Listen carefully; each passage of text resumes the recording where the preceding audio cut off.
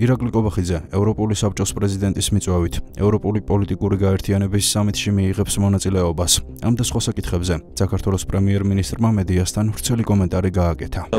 ორივე პოზიციაზე იქნება ძალიან წარმატებული, ეს არის ძალიან ღირსეული ადამიანი, ძალიან დიდი გამოცდილებით, ძალიან დიდი კვალიფიკაციით, შესაბამისად, ის იქნება ძალიან წარმატებული, როგორც თავრობის თავმჯდომარე, ისე ჩვენი პარტორგანიზაციის თავმჯდომარე. უნდა გკითხოთ საკადრო ცვლილებასთან დაკავშირებით, რომელსაც არაერთგვაროვანი გამოხმაურება მოყვა ოპოზიციის მხრიდან, რატომ გახდა აუცილებელი საკადრო ცვლილებები აჭარაში? თქვენ იცით, ჩვენ ვისაუბრია ხშირად იმასთან დაკავშირებით, რომ როტაცია არის აბსოლუტურად ნორმალური ჯანსაღი მოვლენა. მე კიდევ ერთხელ მინდა მადლობა გადავუხადო ბატონ თორნიკე რიშვაძეს იმ საქმიანობისთვის, რომელსაც ის ახორციელებდა ძალიან ბევრი წლის განმავლობაში, როგორც აჭარის ავტონომიური რესპუბლიკის განვითარებისთვის, ისე ჩვენი პარტიული ამოცანების მისაღწევად, მას ძალიან დიდი წვლილი მიუძღვის ამ ყველაფერში და მას კიდევ ერთხელ მინდა მადლობა გადავუხადო. ბატონ ირაკლი, როტაცია არა არის არჩევნებამდე 4 თვით ადრე არჩეული მერების გადადგომა, იდენტური განცხადებები დაწერა, ისე რომ მხოლოდ ქალაქებს ვიან ქობულეთის და ბათუმის შემთხვევაში, ეს არის როტაცია თუ რა ხდება რეალურად? ეს ნორმალური მოვლენა. კადრებისგან გათავისუფლება ხდება. უნებრივი მოვლენა არჩეული მერის გადაყენება როდის ხდება? არაფერი შუაში არ არის, ჩვენ ვემზადებით მათ შორის არჩევნებისთვის. და ბუნებრივია ამ კუთხით გვაქვს სერიოზული სამსადისი, რაც შეეხება საკადრო ცვლილებებს, ეს არის აბსოლუტურად ჯანსაღი მოვლენა. ეს რა მომხდარა წარსულშიც და მხოლოდ ჩვენი რესურსების გაძლიერებას იწვევს ხოლმე თქვენ მოგეხსენებათ ასეთი ცვლილებები. ამას არ ჭირდება არაშოში არჩეული მერების გადაყენება, მათ მიიღეს გადაწყვეტილება და ერთ-ერთი მიზეზი არის ის, რომ არის მოახლოებული არჩევნები და შესაბამისად, არ ვიცი, შეიძლება დროს მათ ჩათვალეს ყველაზე მიზანშეწონილად ასეთი გადაწყვეტილების მიღება. და ერთნაირი განცხადებები დაწერეს ბატონ ირაკლი თუ დააწერეს? არ ჭირდება. ამას არ ჭირდება არანაირი სპეკულაციები, დაიწერა განცხადებები. ჩვენ ამას გაგებით, ვეკიდებით, კიდევ ერთხელ გამიმერებ, ჩვენ მზად ვართ ბუნებრივია ყველა მუნიციპალიტეტში ვემზადებით ძალიან აქტიურად არჩევნებისთვის და 64 მუნიციპალიტეტში და აჭარის 6 მუნიციპალიტეტში აუცილებლად მოვიგებთ როგორც მერის ისე საქართველოს არჩევნებს. თქვენს ღია წერილთან დაკავშირებით მინდა გკითხოთ, რომელიც ამერიკულ მხარეს მიუძღვნით, ასე ვთქვათ, რა მოლოდინები ჰქონდათ, რას ისახავდა იგი მიზნად და იმ შემთხვევაში თუ თქვენი მოლოდინი არ გამართდა, როგორ წარიმართება პროცესები? ჩვენ გვაქვს შეთავაზება ამერიკული მხარის მიმართ, ეს შეთავაზება არაერთ გზის გავაჟღერეთ, მათ შორის ჰქონდა არაღია კომუნიკაცია, ასე ვთქვათ, ასევე საჯარო განცხადებები ჰქონდა მანამდე გაკეთებული იმასთან დაკავშირებით, რომ ჩვენ ვართ სრულად მზად ურთიერთობების გადატვირთვისთვის და ველოდებით ჩვენ ხოდარ ნაბიჯებს. რეალურად ძირითადად იგივე გზავნილი იყო გახმოვანებული ჩემს ღია წერილშიც, ჩვენ ველოდებით შემხვედრ ნაბიჯებს, ამას ელოდება რა თქმა უნდა ქართული საზოგადოებაც. თუ არ გადაიდგმება შემხვედრი ნაბიჯები, ეს იქნება იმის უტყუარი ნიშანი, რომ deep state ინარჩუნებს უპირატესობას ახალი ადმინისტრაციის მიმართ, რაც იქნება ძალიან სამწუხარო. თუმცა ჩვენ გვაქვს ოპტიმისტური მოლოდინი, გვაქვს იმედი, რომ ტრამპის ადმინისტრაცია აღმოჩნდება უფრო ძლიერი ვიდრე deep state, შეასუსტებს deep state. ამ შემთხვევაში მე ვფიქრობ, რომ გადმოიდგმება უკვე შემხვედრი ძალიან კონკრეტული ნაბიჯები ახალი ადმინისტრაციის მხრიდან. ჩვენ ვიქნებით ამისთვის რა თქმა უნდა მზად. პარლამენტის ადგილმდებელს რო შეაფასოთ, რომელიც ეგრეთ წოდებულ მეგობრობის აქტს უკავშირდება, აი ამ მიმართულებით რა მოლოდინი გაქვთ? ეს ძალიან მნიშვნელოვანი აქტი იყო, ძალიან მიხარია, რომ პარლამენტში დაინიცირდა მსგავსი შინაარსის პროექტი და აქაც არის ასახული ჩვენი დამოკიდებულება. ჩვენ კიდევ ერთხელ გამოვთქვათ სათყოფნას იმისა, რომ გადაიტვირთოს ურთიერთობები, ჩვენ ართ აბსოლუტურად მზად ამისათვის და ვართ მოლოდინის რეჟიმში. ნახოთ რა ნაბიჯები გადაიტყვება ამერიკული ადმინისტრაციის მხრიდან. ჯონ უილსონის თანაავტორობით წერილი თხოვენ ეუთოს საპარლამენტო ასამბლეას, რომ ვიზები არ გასცენ საქართველოს დელეგაციაზე, ასევე დააბრუნონ რა სამბაქ საქმე და ეს ერთი და იგივე ადამიანები რატო ცდილობენ ყოველთვის რატო ერევლით საქართველოში გასაქმეებში და რატო ცდილობენ ხელი შეუშვათ? ესეც არის ჩვეულებრივი საბჭოური მიდგომა, რომ შეხედოთ ჯონ უილსონს, ისიც ძალიან წააგავს რაღაც თავისი ნატურით ცეკას დივანს, ხო? ანუ არის ჩვეულებრივი საბჭოური მიდგომები, რაც არ შეშვენეს ამერიკის შეერთებულ შტატებს, არ შეშვენეს ევროპას. ჩვენ სხვანაირ ევროპას ვიცნობდით, ჯერ კიდევ გასული საუკუნის ბოლოს, ხო, სხვანაირი ამერიკის შეერთებულ შტატებს ვიცნობდით და არა ისეც, როგორცაც განასახიერებს ჯო ვილსონი. იმედი ეს ყველაფერი შეიცვლება, ეს არის პირველ რიგში მნიშვნელოვანი თვითონ ამერიკის შეერთებული შტატებისთვის, თვითონ ევროპისთვის, რომ ასეთი საბჭოური დამოკიდებულების ნაცვლად დამკვიდრდეს ჯანსაღი დამოკიდებულებები.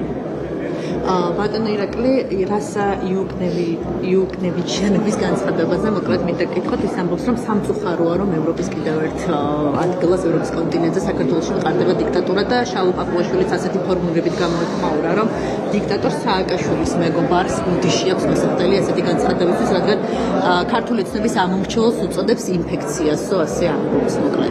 რა თქმა უნდა, ალბათონი, რასაც არის ამ საბჭოური მიდგომების ერთ-ერთი გამხმოვანებელი და აქაც იგივე ტიპაჟია, ხო, ჯო ვილსონი, ალბათონი რასა არის აბსოლუტურად ერთნაირი ტიპაჟი, პირდაპირ გამოსჯვივის ცეკას სულისკვეთება ამ ადამიანებისგან.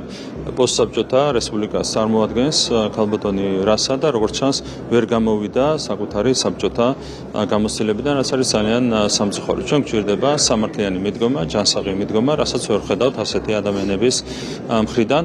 ის ნამდვილად არის დიქტატორ სააკაშვილის მეგობარი, მასთან მეგობრობდა ჯერ კიდევ მაშინ, როდესაც იყო სააკაშვილი რეჟიმის ხელმძღვანელი და აგრძელებს ამ მეგობრობას დღემდე, რაც ყველაზე კარგად ახასიათებს ამ ადამიანს. ალბანეთში ვიზიტზეც რო გითხოთ, რა გზავნილები იქნება? ჩვენ ყოველ ჯერზე ასეთ ვიზიტებს ვიყენებთ იმისათვის, რომ ვესაუბროთ ჩვენს ეროვნულ საკითხებზე, საკვანძო სახელმწიფოებრივ საკითხებზე, ჩვენს პარტნიორებს.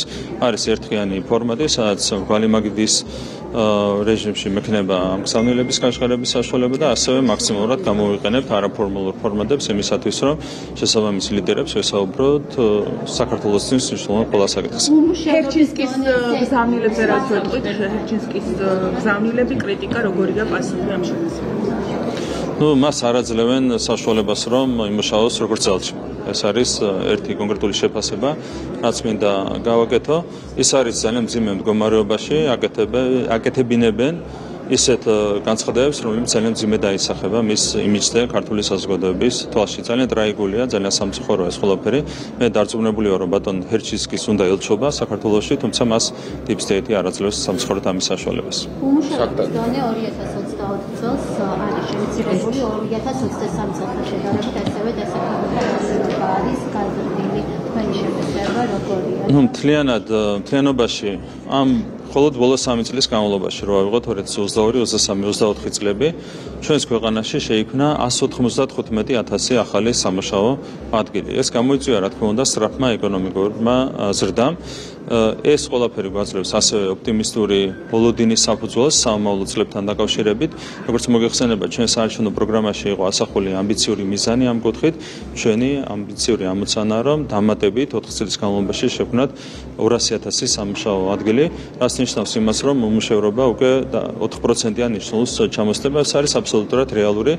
ჩვენთვის თავარია, რომ შევინარჩუნოთ სტაბილურობა, მშვიდობა ჩვენს ქვეყანაში, შევინარჩუნოთ ეკონომიკური ზრდის სწრაფი ტემპი. ამ შემთხვევაში ეს მიზანი არის აბსოლუტურად მიღწეული. ბატონო ირაკლი, წინ ჩამოსვლაზე სულ ცოტა ხნის წინ ქვეყნის ღალატზე საუბრობდით და მე მაინტერესებს რა ქვია იმას, როდესაც ჩვენი ქვეყნის წარმომადგენელი, საქართველოს წარმომადგენელს იწვევთ, უკან ხარს უჭერთ, სულ პოლიტიკაშვილზე საუბრობ, ხარს უჭერთ სხვა ქვეყნის წარმომადგენელს, არსებითი ნიშნობა შესაძლებელი არც აქვს, თუმცა გავრცელდა ინფორმაცია, რომ ამას აკეთებთ იმის გამო, რომ ბაჩიაშვილი გადმოგცეთ არაბთა გაერთიანებულმა საამიროებმა, თუმცა მე მაინტერესებს რატომ გაიწვიეთ, რატომ არ დაუჭირეთ პოლიტიკაშვილის გადაყოს და ვინ იყვნენ ის ელჩები, რომლებზეც გუშინ საუბრობდით და რომლებიც დაიბარეს და რაღაც საქმეები უჩიეს.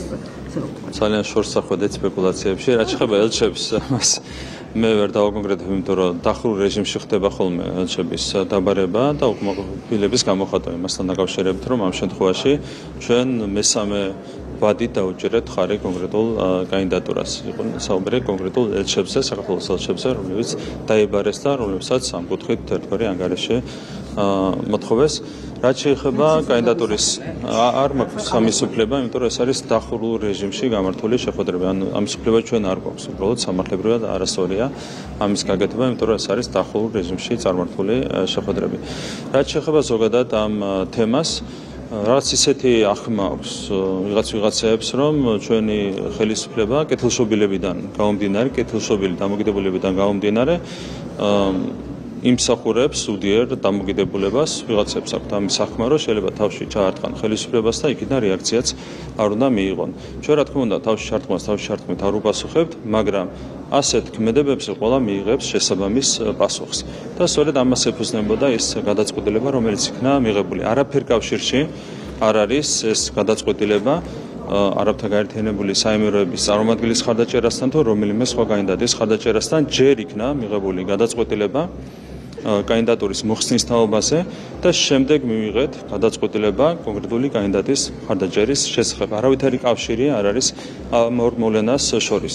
რო არ ყოფილიყო ეს უდიერი მიდგომა, თავში ჩარტყვის ცდელობა და ეს შემდეგ ყველაფერი იქნებოდა სხვანაირად. თუმცა საბოლოო ჯამში გამოქვეყნდა მესიჯი, რომელმაც ცხადად დაადასტურა ის, რომ უალტერნატივო იყო გადაწყვეტილება კანდიდატის გამოწვევის თაობაზე. ჯერ მარტო ეს კაცი არის წლის ბოლომდე ჯერ კიდევ ამ ორგანიზაციის გაეროს ორგანიზაციის ხელმძღვანელი, მსოფლიო ორგანიზაციის ხელმძღვანელი, როდესაც ასეთი კაცი ჯერ კიდევ თანამდებობაზე მყოფი, ასეთი ლექსიკით საუბრობს საკუთარი წარმდგენი ქვეყნის ხელისუფლების თაობაზე, ეს არის უთხოვარი ნიშანი იმისა, რომ ჩვენ აბსოლუტურად უალტერნატივო ეს მართალია, მაგრამ პასუხს უნდა იმსახურებდე იმისათვის, რომ შემდეგ ამაზე პრეტენზია გამოთქვა. რას ნიშნავს პასუხს უნდა იმსახურებდე? აი როცა ნახეთ, წარმომადგენელი გიკავშირდება. როდესაც ვიღაცა ცდილობს, რომ ხელისუფლებას, საქართველოს ხელისუფლებას თავში შეარტყას, მერე პრეტენზია არ უნდა გქონდეს, რომ არ გპასუხობენ, ხო? მან სადა ისეთი რამ, რის გამოც აღარ დაიმსახურა პასუხი და დაიმსახურა მისი კანდიდატურის გამოწვევა. რას კონკრეტულად? ის დაუპირისპირდა სახელმწიფოებრივ ინტერესებს. ძალიან ზოგადად არ განმარტა უფრო მეტად, იმიტომ რომ საქმე ეხება ადამიანს, რომელიც ჯერ კიდევ იკავებს მსოფლიო ტურიზმის ორგანიზაციის ხელმძღვანელის თანამდებობას წლის ბოლომდე. ეს არ არის საინტერესო. ხელისუფლების გადაწყვეტილებით იქნა ის წარდგენილი და ხელისუფლების გადაწყვეტილებით მოხდა მისი კანდიდატურის გამოწვევა. მანამდე მინდა შეგახსენოთ, როცა ამ ლექსიკით საუბრობს კონკრეტული ადამიანი, ჩვენ დაუჭირეთ ჯერ 8 წლის წინ და შემდეგ 4 წლის წინ მის კანდიდატურას მხარი და ძალიან დიდი რესურსი ჩავდეთ ამ ყველაფერში, ხო? მაშინაც იყო ქართული ოცნების ხელისუფლება, რომელსაც უხეში ლექსიკით მოიხსენიებს ეს კონკრეტული თქვენ მოგწონთ ეს ტერმინოლოგია, რომელსაც სოფლიო ტურიზმის ორგანიზაციის ხელმძღვანელი თქვენ მოგწონთ ეს ტერმინოლოგია, როგორ შეიძლება ვინმეს მოწონდეს. ხო, ანუ ამით ხო დაამტკიცა მან, რომ უალტერნატივო იყო გადაწყვეტილება მისი გამოწვევის თაობაზე. შესაბამისად, ჩვენი მხრიდან ღალატი იქნებოდა ამ კანდიდატურის არ გამოწვევა, ხო? ეს იქნებოდა ქვეყნის ღალატი, ჩვენი სახელმწიფოს ღალატი. როცა ვიღაც ცდილობს, რომ სახელმწიფოს ჩაარტყას თავში, ამას ჭირდება შესაბამისი რეაქცია. არჩევნებისთვის მზადებაზე რა შეგიძლიათ გითხრათ? ვემზადებით. 4.5-ია დარჩენილი არჩევნებამდე. ჩვენ მუშაობთ პირველ რიგში იმისათვის, რომ წარვადგინოთ მერობის კანდიდატები 64 მუნიციპალიტეტში, ასევე საკრებულოს ევროპის კანდიდატები, სამზადისი უკვე დაწყებულია, ძალიან მალე გამოიკვეთება უკვე სიები ამ მიმართულებით და გარდა ამისა, ბუნებრივია ჩვენი პარტიული რესურსი თავიდან ბოლომდე იქნება მობილიზებული იმისათვის, რომ მივახციოთ კონკრეტულ შედეგს და ეს კონკრეტული შედეგი არის ერთადერთი 64 მერი, 64 საკრებულო, ხო ეს არის ჩვენი უპირობო ამოცანა და მე ვარ დარწმუნებული მათ შორის საერთო კონტექსტის გათვალისწინებით, რომ ამ წარმატებას აუცილებლად მივახცევთ. ჩვენ გვაქვს ასევე პარტიული რეიტინგები, რომელიც არის გაზრდილი წარმოიდგინეთ საპარლამენტო არჩევნების შედეგებთან შედარებითაც კი. აქედან გამომდინარე, ვარ დარწმუნებული, რომ 64 მუნიციპალიტეტში მოვიგებთ როგორც მერის ისე საკრებულოს არჩევნებს. ბატონი ირაკლი, უნდა გითხოთ ახალ თავმჯდომარესთან დაკავშირებით, ბატონ თამაზაშვილთან დაკავშირებით, თქვენ ახსენეთ, რომ მის დღეს წარუდგინეთ პარტიულ წარმომადგენლობას, რა შეგიძლიათ ასევე თქვათ სამომავლოდ თანამშრომლობის შესახებ ამჯობესში? ჩვენ მჭიდრო კოორდინაცია გვექნება, ბუნებრივია, ბატონი სულხანი არის აჭარის ავტონომიური რესპუბლიკის მთავრობის თავმჯდომარე, ასევე პარტიული კუთხით გვექნება ბუნებრივია მჭიდრო კოორდინაცია, გამომდინარე იქიდან რომ ის ეკავებს ასევე პარტიულ თანამდებობას, აჭარის პარტიული ორგანიზაციის თავმჯდომარის თანამდებობას, გვექნება ძალიან მჭიდრო კოორდინაცია. მთავარი მიზანი არის ბუნებრივია მაქსიმალურად ვიზრუნოთ ამ მხარის განვითარებაზე, აჭარის განვითარებაზე, კონკრეტულად ბათუმის, სხვა მუნიციპალიტეტების განვითარებაზე. ეს იქნება ჩვენი მთავარი ამოსავალი წერტილი და მთავარი ამოცანა მაქსიმალური ზრუნვა აჭარის განვითარებასა და ამის გარშემო გვექნება პირველ რიგში კოორდინაცია ბატონ სულხანთან.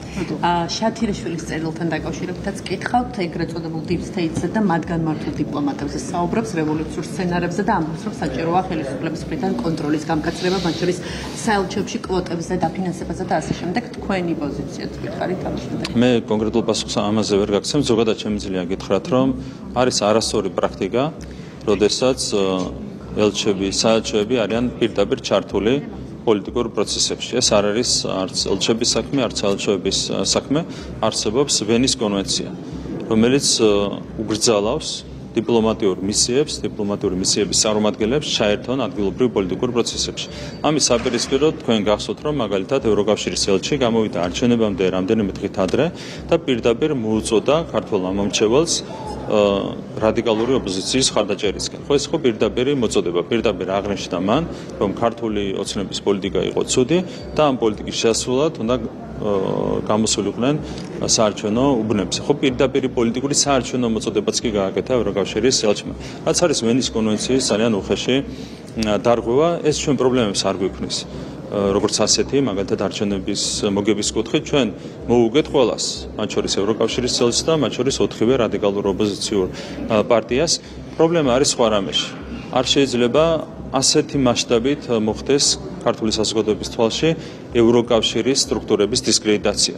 ქართული ხალხი ხედავს, დაინახა არჩევნებამდე, ხედავს ახლაც, რომ 2012 წლიდან მოყოლებული ევროპელი ბიუროკრატები, ამერიკელი ბიუროკრატები ცდილობენ ხელისუფლებაში დააბრუნონ სისხლიანი პოლიტიკური ძალა აგენტურა, ხო? საუბარი კოლექტიურ ნაცმოძრაობაზე. თქვენ ალბათ აგვირდებით ხოლმე საგამოძიებო კომისიის მუშაობას.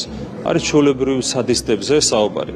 რატომ უნდა ევროპულ ბიუროკრატიას, ამერიკულ ბიუროკრატიას, საუბრობ წინა ადმინისტრაციაზე ამ შემთხვევაში, რატომ უნდათ მათ ქვეყანაში სისხლიანი რეჟიმის წარმომადგენლების დაბრუნება, ამაზე რა თქმა უნდა საზოგადოება მსჯელობს და ეს იწვევს ბუნებრივია საზოგადოების თვალში ევროპული ბიუროკრატიის დისკრედიტაციას და ასევე იწვევდა ყოველ შემთხვევაში აქამდე ამერიკული ბიუროკრატიის დისკრედიტაციას. ამ კუთხით არის ჩვენთვის ეს ყველაფერი პრობლემა. როდესაც ევროკავშირის ელჩი არჩევნების წინ გამოდის და ხალხს ეუბნება, რომ სისხლიანი პოლიტიკოსები უნდა დააბრუნონ ხელისუფლებაში, აგენტურა უნდა დააბრუნონ ხელისუფლებაში, ეს არის რა თქმა უნდა ძალიან ტრაგიკული მოვლენა. მაგრამ აუცილებლად გითხოთ deep state-ზე. გეუბნებით, რომ არ მაკინდელები მაღალი IQ, ესე თქვენ ტერმინები ლაპარაკობ რომ გა. ეს სხვა წარმოდგენა მაქვს. ამიხსენით, რა არის ეს გლობალური ომის პარტია ჩაჩოჩა, გააკრო, არა მემკვიდრია. სახელი გვარი მისამართი რაღაცა ხო შეიძლება ქონდეს აგვიხსენოთ. სხვათა შორის deep state-ზე საუბარი ჩვენ არ დაგვიწია, ჩვენ საუბრობდით გლობალურ ომის პარტიასზე და რასაც ჩვენ უწოდებდით გლობალურ ომის პარტიას, იმას უწოდებს ტრამპის ადმინისტრაცია deep state-ს. ვინ არის გამოშეცვალეთ სახელი? ნუ დავამთხვიეთ, ჩვენი ერთ-ეგივეა თავის შინაარსით, რასაც უწოდებთ გლობალურ ომის პარტიას, იმას უწოდა ტრამპმა deep state და ჩვენ ვიმეორებთ ამ შემთხვევაში ტრამპის ადმინისტრაციის ტერმინოლოგიას. შესაბამისად, ვინ არის deep state, ჩვენ თუ არ გჯერათ, შეგიძლიათ გითხოთ ტრამპის ადმინისტრაციას.